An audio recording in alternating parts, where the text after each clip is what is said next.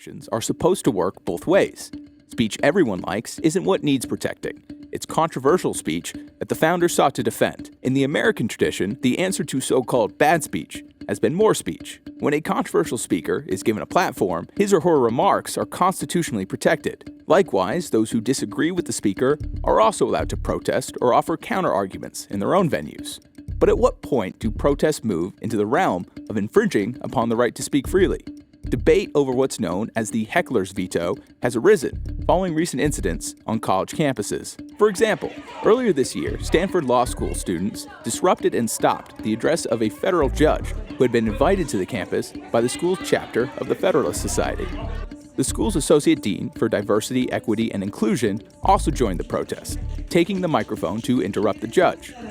But for many people in this law school who work here, who study here, and who live here, your advocacy, your opinions from the bench land as absolute disenfranchisement of their rights. Stanford responded by requiring all of its law students to attend a half-day session aimed at educating them on freedom of speech, placing that dean on leave, and imposing new training for staff, citing the school's policy that, quote, protest is allowed, but disruption is not. A more violent incident occurred during an event put on over the weekend by conservative nonprofit Turning Point USA at San Francisco State University. Former Kentucky swimmer Riley Gaines, TPUSA's featured speaker, was reportedly assaulted at the venue by protesters. Gaines, who competed against Leah Thomas, the first openly transgender athlete to win an NCAA Division I national championship, had been invited to discuss women's athletics and the inequalities that female competitors may face against transgender opponents. A violent altercation with protesters following the event forced officials to barricade Gaines in a campus room for 3 hours with police for her safety, as one activist suggested that she should pay them off in order to be allowed out. Tell her to pay us. Tell her to pay us and then she could go. $10 each. However, a statement released afterwards by the school's vice president for student affairs made no mention of this, and instead thanked students who participated, quote, peacefully. Meanwhile, a pro-life meeting at Virginia Commonwealth University last month was shut down after event participants were similarly assaulted and sheltered in a campus room while 2 protesters were arrested for their actions. The pro-life group is now threatening legal action against VCU due to the lack of security the school provided and the delayed response of campus police, who reportedly did not arrive at the scene for nearly half an hour, despite prior warnings that the event would be disrupted by protests.